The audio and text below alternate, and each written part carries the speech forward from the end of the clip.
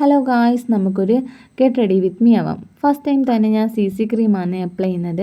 നന്നായിട്ട് ഫേസിലൊന്ന് ബ്ലെൻഡ് ചെയ്ത് കൊടുത്ത് അത് കഴിഞ്ഞിട്ട് കൺസീലറാണ് യൂസ് ചെയ്യാൻ പോകുന്നത്.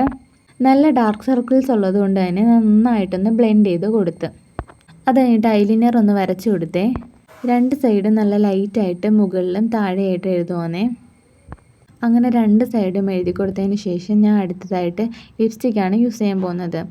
ദിസ് ബ്യൂട്ടിയുടെ ലിപ്സ്റ്റിക്കാണ് യൂസ് ചെയ്യുന്നത്. ലിപ്സ്റ്റിക്ക് സെയിം ലിപ്സ്റ്റിക്ക് തന്നെ ഞാൻ ഒന്ന് ബ്ലഷായിട്ട് ഇട്ട് കൊടുക്കുന്നുണ്ട്.